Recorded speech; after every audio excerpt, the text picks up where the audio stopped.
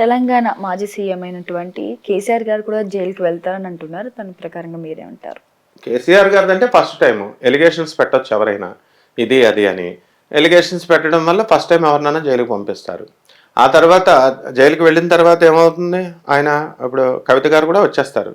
మన కేజ్రీవాల్ రాలేదా? జైలు అంటే అసలు భయం ఎందుకు? జైలు జైలు జైలు అంటే jail is a government hostel, correctional department, అది కరెక్షనల్ సెంటెన్స్ అంతే. అక్కడికి వెళ్తారు, కరెక్ట్ అవుతారు, వస్తారు. వెళ్ళాలి, ప్రతి మనిషి జైలుకి వెళ్ళాలి. ఇప్పుడు ఎలక్ట్రిసిటీ ఆఫీస్కి వెళ్ళట్లేదా? తర్వాత వాటర్ బిల్ ఆఫీస్కి వెళ్ళట్లేదా బిల్లులు కట్టడానికి? పోలీస్ స్టేషన్ అంటే భయపడతారు. పోలీసు వాళ్ళు ఏమైనా రాక్షసులా? లేకపోతే జైలర్ ఎంత బాగా చూసుకుంటారంటే, జైలరు వాళ్ళు మా గురువు గారు అయినటువంటి అడిషనల్ డీజీగా చేసినటువంటి రాజీవ్ త్రివేది గారు ఆ జైలు డైరెక్టర్గా ఉన్నప్పుడు నేను ఆయన తరచూ కలుస్తూ ఉండేవాడిని. ఆ లోపల ఉన్నటువంటి వాళ్ళు ఉన్నారు, జైల్లో ఉన్నటువంటి వాళ్ళంతా చక్కగా పని చేసుకుంటారు. ఇలా పని పాట లేకుండా మామూలు జనాల్లాగా వాళ్ళు ఏం తిట్టరు. ఒక్కసారి ఏదో ఉద్రేకాల్లో వెళ్ళినటువంటి వాళ్ళు పశ్చాత్తాపంతో తెలుసుకొని వాళ్ళు చక్కగా కార్పెంటరీ వర్క్ అని, ఈ వర్క్ అని, ఆ వర్క్ అని చదువుకుంటారు. డాక్టర్ అంబేద్కర్ యూనివర్సిటీ ఇగ్నోల్లో కోర్సులు చేసుకుంటారు. బయటకు వచ్చి మంచి మంచి ఉద్యోగాలలో కూడా వెళ్తారు. ఈవెన్ కన్విక్షన్ అయినా కూడా మంచిగా ఉద్యోగాలు ప్రైవేట్ జాబ్స్లోనూ మంచి పొజిషన్స్లోకి వెళ్ళినటువంటి వాళ్ళు ఉన్నారు. సో అదేదో జైలు లాగా ఏదో పెద్ద పెద్ద న్యూస్ లాగా ఈ జనాలు వాళ్ళ డిస్కషన్స్, న్యూస్ ఛానల్స్ డిస్కషన్స్ లేవు, వాళ్ళ డిస్కషన్లు ప్రజలు ఇవన్నీ వర్కౌట్ అవ్వవు. చంద్రశేఖరరావు గారు, కేసీఆర్ గారు వెళ్తారు, బట్ ఇట్స్ నాట్ దాట్. ఎందుకంటే కాంగ్రెస్ స్ట్రాటజీ ఎప్పుడు కూడా మెయిన్ పర్సన్స్ పంపాలి. అలాగే కేటీఆర్ గారు కూడా వెళ్తారు అంటున్నారు. In case by chance KTR గారిని పంపిస్తారు. కారణం ఏంటంటే కాంగ్రెస్ స్ట్రాటజీ చెప్తున్నాను. ఎలిగేషన్స్ అన్ని పక్కన పడేసేయండి. కాంగ్రెస్ వాళ్ళు, బీజేపీ పార్టీ వాళ్ళ స్ట్రాటజీ ఏంటంటే తండ్రులను పంపరు, మెయిన్ క్యాండిడేట్స్ని పంపరు, వాళ్ళ పిల్లల్ని పంపిస్తారు. అందులో ఒక భాగంగానే కవిత గారిని పంపించారు. అలాగే ఇప్పుడు కేటీఆర్ గారిని పంపిస్తే పంపించవచ్చు, అది వేరే విషయం. కానీ మెయిన్ తలకాయని పంపిస్తే మళ్ళీ ఆయనకి సింపతి వచ్చేస్తుంది.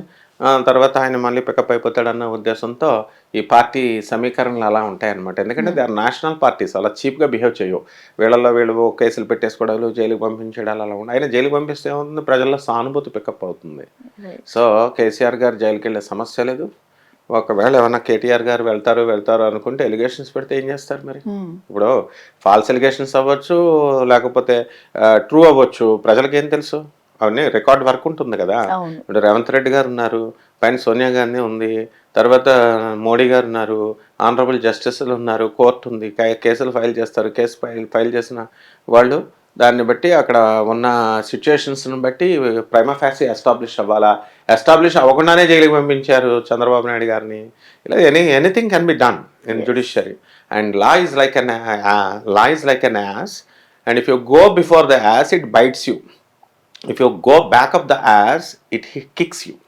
అంటే చట్టం అనేటటువంటి దాన్ని ఒక అడ్వకేట్ జనరల్ గారు ఏం చెప్తారంటే, అది ఒక గాడిద లాంటిది, దాని ముందుకెళ్తే కరిసేస్తుంది, గాడిద వెనకాల నుంచి అంటే కిక్ చేస్తుంది. కాబట్టి చట్టాన్ని గౌరవించండి. కృష్ణుడు వసుదేవుడు వెళ్ళి గాడిద కాలు పట్టుకోలేదా? సో మరి లాని ఛాలెంజ్ చేయమని ఎందుకు వెళ్ళారు? You should be law abiding citizens.